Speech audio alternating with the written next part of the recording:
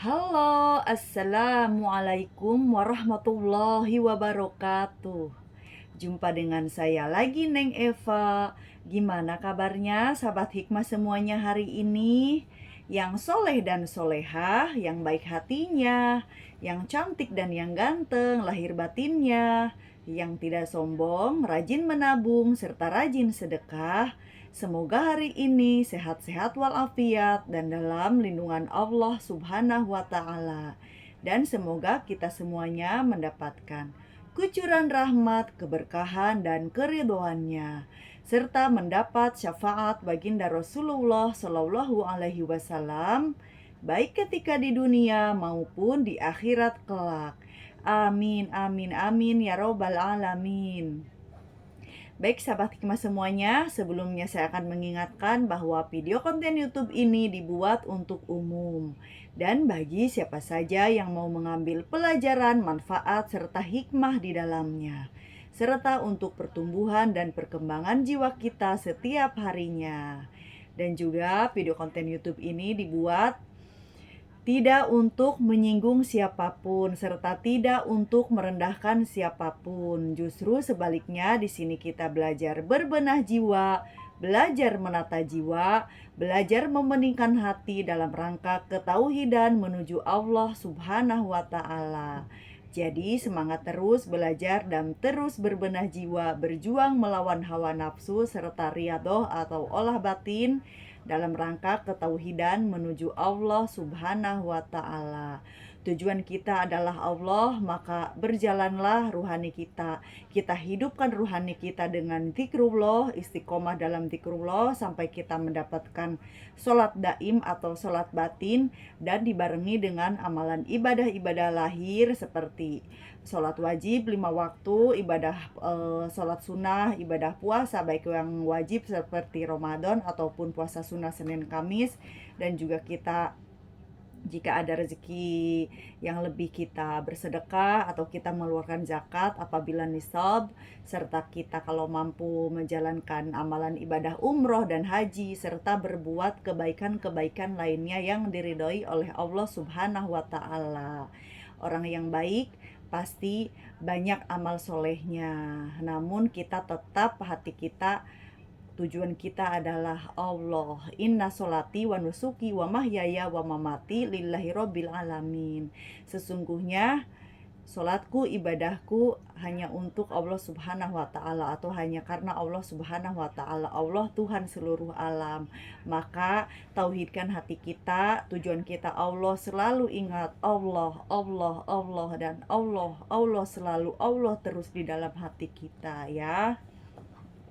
Nah, baik, kemarin kita telah membahas tentang sikap orang arif tatkala hilaf ya, bahwa kita beribadah itu ada 3 tingkatan: tingkatan ahli abid, tingkatan para salikin, dan juga para salikin, dan juga tingkatan para arifin gitu ya. Jadi ada 3. Yang pertama itu kita masih menggantungkan amalan ibadah kita itu ya untuk keselamatan atau untuk surga serta dijauhkan dari neraka. Tidak apa-apa, itu bagus, namanya juga ahli ibadah, masih golongan syariat ya, memang seperti itu gitu. Itu bagus, tidak apa-apa. Namun jika ingin melangkah ke yang lebih baik lagi, ke yang lebih dalam lagi, kalau ranahnya kita adalah ketauhidan dan kita tujuan kita adalah Allah, tentu kita ingin ada peningkatan amal ibadah dan juga peningkatan ilmu gitu. Tidak hanya dalam syariat saja, namun toriko dan hakikatnya juga kita kerjakan semua gitu. Tentu niatnya pun kita rubah, kita luruskan untuk Allah, hanya Allah, bersama Allah gitu, segalanya Allah, namun di dalam batin kita saja, dohir kita tetap berperilaku baik dan beramal soleh, beramal ibadah, atau dalam kata lain kita bertakwa ya. Nah, terus ada lagi kalau misalkan seorang salikin itu amal ibadahnya itu masih bergantung kepada makom-makom ibadah batin atau kepada ahwal atau keadaan batinnya. Yang mana jika keadaan batinnya misalkan masih dalam kedudukan ikhlas atau qanaah atau syukur, maka kadang-kadang ibadahnya pun niatnya itu ya yang penting ikhlas, yang penting saya ini sebagai rasa syukur atau untuk menerima kenyataan sebagai ahli abid atau sebagai manusia atau sebagai hambanya Allah, ya memang ibadahnya ya memang harus misalkan menerima apa adanya, kenyataannya bagaimana gitu. Jadi masih kepada keadaan batinnya yang dilihat gitu. Jadi belum murni melihat Allahnya, memandang Allahnya itu belum murni, mengharap Allah semata itu masih belum gitu. Jadi masih tercampuri oleh keadaan-keadaan batin atau tentang keselamatan-keselamatan dunia atau keselamatan akhirat. Tentunya kalau dipandang di dalam ilmu syariat yaitu masih bagus karena masih sesuai dengan Al-Quran. Namun di dalam Al-Quran juga kalau kita pelajari lebih dalam lagi, kita mau menerjemahkan isi Al-Quran dan kita mau merenungkan, di dalam Al-Quran pun itu ada tingkatan-tingkatan keilmuan yang mana misalkan ini khusus untuk syariat, yang ini ada kandungannya itu ranahnya itu ke hakikat gitu, seperti kita menggapai surga itu ya, misalkan menggapai surga Firdaus itu kan misalkan ada kenikmatan surga gitu, kita itu beribadah karena memang untuk mengharapkan surga dan akan dimasukkan ke dalam surga. Namun keridhaan Allah itu kan amat besar gitu, lebih besar daripada surga itu. Jadi kita lebih meningkat lagi, makanya ada ibadah batin yang namanya ridho. Namun lebih meningkat lagi jika kita sudah misalkan menjadi seorang salikin dan mencapai makom fana serta makom musyahadah, tentu karena sudah bertajali, sudah ibaratnya Allah bertajali gitu kan dalam pandangan batin seorang salikin yang sudah mencapai makom musyahadah tersebut, maka hatinya pun akan stabil dalam memandang Allah gitu. Jadi pada saat keadaan apapun lahir batinnya, pada saat ibadah maksiat yang tidak disengaja ataupun yang tidak langsung gitu kan, karena seorang arif ini tidak akan sengaja-ngaja berbuat maksiat gitu pada umumnya gitu ya. Wallahu alam, kalau yang lainnya saya di sini tidak mau membicarakan keburukan orang lain, namun ini pada ilmunya gitu, pada saat ketika seorang arifin ini tergelincir dalam suatu dosa atau dalam kemaksiatan gitu kan, atau ketaatan sekalipun, hatinya stabil dalam mengingat Allah gitu, stabil dalam memandang Allah di dalam batinnya. Barang siapa yang sebelum atau sedang atau sesudah melihat sesuatu atau memandang sesuatu, tapi ia misalkan memandang Allah, maka ya itulah nur ilahiyahnya itu nyambung gitu. Jadi ada sambung kepada Allah selalu gitu. Tapi namun kalau misalkan pada saat sebelum, sedang, atau setelah memandang sesuatu, maka ia tidak mengingat Allah atau tidak memandang Allah di dalam batinnya, maka terputusnya nur ilahiyah di dalam batinnya. Nah, seorang arifin ini makanya di dalam keadaan apapun diusahakan selalu memandang Allah dan selalu mengingat Allah, sehingga selalu nyambung kepada Allah gitu, selalu connecting, selalu relate gitu, selalu berzikir lah. Namanya berzikir berarti kan cahaya di dalam hati yang di dalam keluar itu tetap tersinar gitu, tetap bercahaya gitu ya. Nah, kita lanjutkan lagi masih Al-Hikam ya, karena ini sekarang kita pelajarannya Al-Hikam. Jadi judulnya ini sekarang sikap orang arif ketika dianugerahi awal tajrid dan awal istigol. Nah, awal istigol ini kalau dalam kitab-kitab yang lain itu ahli asbab maksudnya ya. Jadi sama, ahli istigol dengan ahli asbab itu sama. Jadi saya ulangi, sikap orang arif ketika dianugerahi ahwal tajrid dan ahwal istigol atau ahwal asbab. Keinginanmu untuk lepas dari kesibukan urusan duniawi, padahal Allah telah menempatkanmu di sana, termasuk syahwat yang tersamar. Dan keinginanmu untuk masuk ke dalam kesibukan urusan duniawi, padahal Allah telah melepaskanmu dari itu, sama saja dengan mundur dari tekad luhur.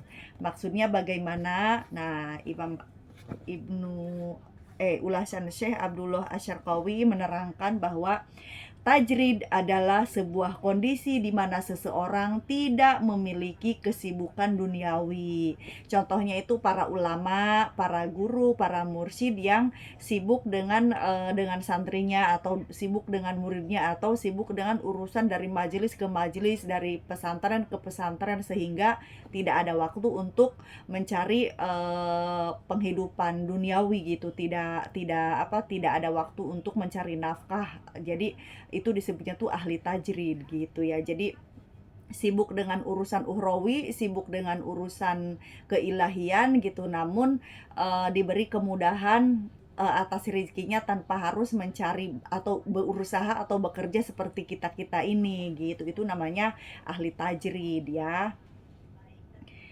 Dan yang dimaksud dengan sebentar.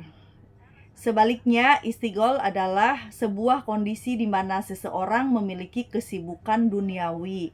Dan yang dimaksud dengan kesibukan duniawi adalah kesibukan-kesibukan yang tujuan akhirnya bersifat keduniaan, seperti bekerja atau berdagang atau berusaha. Nah, tadi yang sudah saya terangkan ya. Nah, kita lanjutkan lagi. Keinginanmu untuk menjauhi semua sarana penghidupan duniawi dan tidak mau berpayah-payah dalam menjalaninya, padahal Allah telah menyediakan semua sarana itu untuk kau jalani.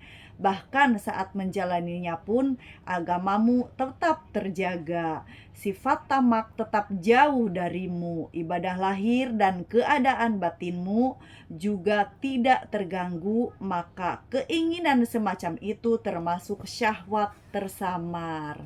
Nah, sebaliknya di sini adalah orang yang ahli asbab atau ahli istigol ya. Jadi ahli asbab atau ahli istigol ini orang-orang yang diberi kesibukan dalam mencari nafkah, seperti bekerja, berdagang, ataupun wirausaha atau berusaha bisnis apapun gitu ya. Nah, misalkan kita ini kan seorang ahli asbab, terus misalkan kita ingin, aduh saya pengen ibadah aja lah, nggak mau bisnis, nggak mau kerja, saya mau fokus ibadah gitu, mau intinya itu mau zikir, mau wirid ibadah gitu, mau mempelajari ilmu pengetahuan, terus dia tinggalkan pekerjaannya itu gitu. Itu sama aja nafsu yang tersamar. Karena apa? Karena dalam bekerja pun kita masih melaksanakan sholat 5 waktu, masih istiqomah berpuasa Senin Kamis misalkan, terus misalkan masih suka bersedekah. Intinya kan dalam kecukupan gitu kan, baik kecukupan dalam ibadah maupun kecukupan di dalam mencari nafkah. Itu ibaratnya tidak mengganggu waktu untuk ibadah gitu. Terus kita tiba-tiba ingin beribadah tapi nggak mau kerja lagi gitu, terus itu sama aja nafsu. Lalu dari mana dapat duitnya gitu kan, walaupun memang hakikatnya rezeki itu dari Allah, tapi yang jadi permasalahan di sini itu kitanya yang menginginkan gitu, bukan Allah yang menginginkan. Beda kalau orang yang kena PHK dapat pesangon gitu, lalu ya udahlah kita investasi kemana gitu, jadi tidak usah bersusah-susah nyari rezeki datang sendiri, terima income lewat rekening, kita fokus ibadah. Nah, itu lain ceritanya gitu, karena itu Allah yang menghendaki. Tapi karena ini kita yang menghendaki, maka ini sama aja dengan syahwat yang tersamar ya. Sebentar. Dianggap syahwat karena kau tidak mau menjalani kehendak Tuhanmu dan lebih memilih kehendakmu sendiri. Nah, ya kan, seperti yang barusan saya jelaskan. Disebut tersamar karena sekalipun pada lahirnya keinginanmu ialah menjauhi dunia dan mendekatkan diri kepada Allah, namun keinginan batinmu yang sebenarnya ialah agar mendapatkan popularitas dengan ibadah dan kewalianmu, supaya orang-orang mendatangimu dan menjadikanmu panutan. Untuk itulah kau pun rela meninggalkan apa yang telah menjadi kebiasaanmu, yaitu mencari penghidupan duniawi. Ya, jadi untuk seorang ahli asbab, bekerja atau berusaha itu lebih baik daripada ia meninggalkan duniawi hanya karena misalkan ingin lebih dekat kepada Allah, tapi nanti ujung-ujungnya meminta-minta kepada makhluk. Itu juga kan malah lebih rendah derajatnya daripada dia bekerja, ya kan? Kecuali misalkan nih contoh, misalkan seperti ini, terus tidak ada income, tapi dia rela misalkan puasa tiap hari karena saking tidak ada makanannya misalkan, tapi dia juga menjaga diri dari meminta-minta kepada orang lain, misalkan karena kekurangan, misalkan ya, karena biasa misalkan dapat gaji 20 atau 30 juta atau UMR sekalipun, karena dia menjauhi duniawi, tidak bekerja, tidak ada income sama sekali, kecuali mungkin ada tebengan dari orang rumah yang sekeluarga makan sekedarnya. Nah, kalau mau seperti itu ya tidak apa-apa, tapi asalkan mau menerima kenyataan gitu. Jangan sampai keadaan seperti ini meminta-minta kepada orang lain, kepada tetangga, kepada sahabat, kepada keluarganya misalkan gitu ya. Tentu kalau misalkan sampai gara-gara menjauhi duniawi, terus misalkan dia itu awal-awal menerima kenyataan, enjoy wirid, lama-lama godaan itu kan akan ada gitu kan, timbul lagi tuh ingin banyak duitnya misalkan karena sudah keluar dari pekerjaannya, akhirnya minta-minta sama orang lain gitu. Nah itu kan sama aja tamak gitu kan. Nah makanya jadi kalau memang rezeki kita sedang menjadi ahli asbab, nikmatilah, jalanilah, syukurilah gitu. Yang penting kita taat, sholat 5 waktu, berbuat baik, menjalankan yang sunnah, udah itu udah cukup gitu loh. Terus tholabul ilmi juga istiqomah. Jadi apalagi yang dimau gitu kan? Itu keadaan itu sudah bagus gitu. Jadi Mas jangan jangan tertipu oleh halusnya setan yang menggoda gitu. Kadang-kadang setan itu halus memang. Para ahli salikin ini digoda setannya itu sudah bukan digoda untuk kemalasan lagi, tapi digoda untuk rajin meninggalkan duniawi, tahu-tahu des diuji agar kita terjerumus ke dalam ketamakan. Nah, itu tentu lebih rendah dalam pandangan Allah kalau kita sampai seperti itu ya Allah, naudzubillah ya. Semoga kita menjadi orang yang bersyukur dan menerima kenyataan. Kalau memang kenyataannya kita bekerja, ya bekerjalah dengan baik, dengan syariat kita taati gitu ya. Kita lanjutkan lagi. Orang-orang arif menyatakan bahwa kedekatan manusia dengan seorang murid yang belum mencapai kesempurnaan bisa menjadi racun pembunuh bagi murid itu. Karena bisa jadi murid itu akan terdorong untuk menjauhi kewajiban-kewajiban ibadah dan zikirnya karena ia lebih suka mengharap apa yang diberikan oleh manusia. Nah, kan tadi ya seperti sudah saya jelaskan. Jadi daripada nanti kita misalkan menjauhi duniawi, lalu kita misalkan karena kurangnya aktivitas duniawi, jadi tetap ada interaksi kan dengan makhluk sekitarnya, dengan lingkungan sekitarnya gitu. Nah kalau misalkan kita sampai berinteraksi, tahu-tahu itu orang kaya atau orang yang lebih mampu dari kita, akhirnya kan timbul ada keinginan misalkan, wah itu tuh lagi banyak duit, akhirnya minta dong, bagi dong, bonusnya dong misalkan. Nah itu aja sudah ibaratnya sudah ternodai gitu, seperti itu. Jadi lebih bekerja itu lebih baik, berusaha itu lebih baik, namun hati tetap zikrullah dan sholat 5 waktu dan berbuat baik dan taat syariat-syariat yang lainnya ya. Sebaliknya, keinginanmu untuk bekerja dan berusaha keras. Nah, ini untuk seorang salikin ya. Sebaliknya, keinginanmu untuk bekerja dan berusaha keras mencari penghidupan duniawi, padahal Allah telah menyediakannya untukmu dengan mudah tanpa harus bersusah payah. Misalnya dengan dipenuhinya semua sandang dan panganmu, dan kau pun tetap merasa tenang dan damai meski kekurangan, bahkan kau tetap bisa terus beribadah dengan tekun, maka sikap seperti itu sama saja dengan mundur dari tekad luhur. Karena kau sekarang cenderung bergantung kepada makhluk, padahal sebelumnya kau bergantung kepada Sang Khalik. Nah, jadi sama aja nih, sama aja ujung-ujungnya ya. Ujung-ujungnya ini kenapa ada tutur kata hikmah seperti ini, agar baik muridun, baik salikin ataupun arifin itu agar terjaga dari sifat tamak ya, kalau menurut saya gitu. Jadi seorang salikin juga seorang arifin misalkan sudah diberikan kecukupan, diberikan keberkahan, misalkan sibuk mengajar, terus misalkan Allah yang gaji ya, ibaratnya kan diberikan amplop, tapi kan jangan kita yang minta gitu. Tapi seorang murid pasti berkewajiban untuk memberikan isi amplop kepada seorang guru yang mursyid atau seorang ustadz atau seorang kiai atau siapapun yang menjadi guru gitu misalkan.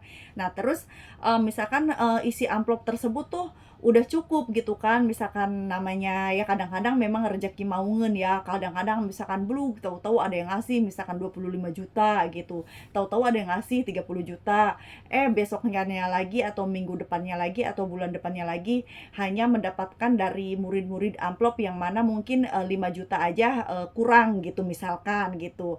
Nah itu kan tapi dikurangnya dari 5 juta itu sudah membuat hatinya tenang gitu. Nah misalkan para ahli tajrid ini kalau misalkan sudah mencapai ketenangan walaupun kurang karena rezekinya jenis rezeki maungeun ya, kalau kata orang Sunda itu rezeki maungeun gitu. Jadi keur gede-gede gitu, keur kurang-kurang gitu. Tapi kan kalau kita rajin menabung, rajin menyimpan uang atau rajin mengatur keuangan, tentu yang lagi lebih itu disimpan pada saat lagi kurang kita gunakan gitu kan bisa.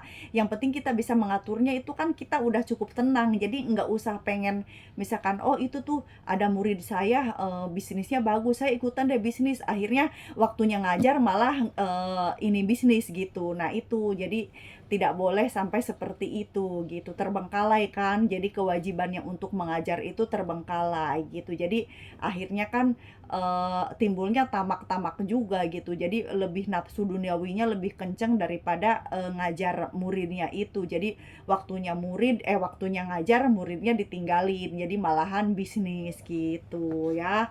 Makanya kalau kita diberikan makom ahli tajrid ya sudah terima apa adanya gitu. Rezeki biar Allah yang mengatur. Terus kalau kita misalkan sebagai ahli asbab ya bekerjalah dengan sungguh-sungguh tapi tetap waktunya ibadah ya ibadah gitu ya. Sebenarnya berbaur dengan orang-orang yang sibuk mengurusi dunia saja sudah cukup membuat tekad luhurmu ternodai. Oleh karena itu, yang wajib bagi para salik atau peniti jalan menuju Allah ialah tetap diam di tempat. Tetap diam di tempat yang telah ditetapkan dan diridhoi oleh Allah untuknya, sampai Allah sendiri yang akan mengeluarkannya dari tempat itu. Hendaknya ia tidak keluar sendiri dari sana atas kehendak sendiri atau karena bisikan setan sehingga ia akan tercebur ke lautan keterasingan dan jauh dari Allah. Naudzubillah ya. Nah, jadi maksudnya di sini kita jalani, kita syukuri, kita nikmati apa adanya yang sedang Allah rizkikan kepada kita. Bekerjalah dengan baik sungguh-sungguh, jangan ingin keluar dari pekerjaan kalau memang kita sedang bekerja. Terus kalau misalkan lain halnya, kalau misalkan Allah mengeluarkan kita dari pekerjaan, contoh kena korban PHK, misalkan dapat pesangon, misalkan 700 juta atau 100 juta atau misalkan 70 juta atau berapapun misalkan. Terus misalkan Allah mengeluarkan kita, jadi kita punya untuk bisnis ya udah ada bisnis cerdas sekarang, buka aja perusahaan online gitu, ada yang ngerjain, kita tinggal terima income saja lalu kita sibukkan diri dengan ibadah dan tholabul ilmi. Nah itu beda ceritanya karena itu memang Allah yang menakdirkannya bukan kita yang menghendakinya gitu ya. Jadi bisa dibedakan ya antara keinginan hati dengan kehendak Allah itu beda. Kalau keinginan itu merupakan syahwat tersamar atau hawa nafsu, tergantung keinginannya seperti apa ininya ya, apa namanya, brutalnya seperti apa gitu. Kalau cuman keinginannya sedikit saja itu hawa kecenderungan, yaitu syahwat yang tersamar. Tapi kalau misalkan pengen banget terus pengen dan pengen gitu ya, itu udah nafsu, bener-bener nafsu. Itu harus riadoh lagi ya, olah batin ya, menahan hawa nafsu, menenangkan hawa nafsu. Oke, semoga bisa difahami. Apapun kedudukan kita, apapun makom kita, maka jalanilah, syukurilah, dan nikmatilah. sampai Allah yang berkehendak lain gitu. Jadi apapun kehendak Allah kita ikuti, namun sekarang rezekinya bekerja, bekerjalah dengan baik. Kalau misalkan makomnya ahli tajrid, ya nikmatilah apa adanya gitu, hidup apa adanya. Waktunya lapang ya lapang, waktunya sempit ya harus menerima kenyataan, karena itulah kehidupan gitu ya. Wallahu alam bisawab. La haula wala quwata illa billahil aliyil adim. Semoga bisa difahami. Saya mohon maaf kalau ada kekurangan dan kesalahan dalam menyampaikannya. Saya hanya manusia biasa yang belajar dan terus belajar. Ambil baiknya dan buang buruknya, dan semoga bermanfaat. Minal aidin wal faidin, mohon maaf lahir dan batin. Wassalamualaikum warahmatullahi wabarakatuh. Orang baik pandai mengambil hikmah, sehat lahir dan batin is the best always.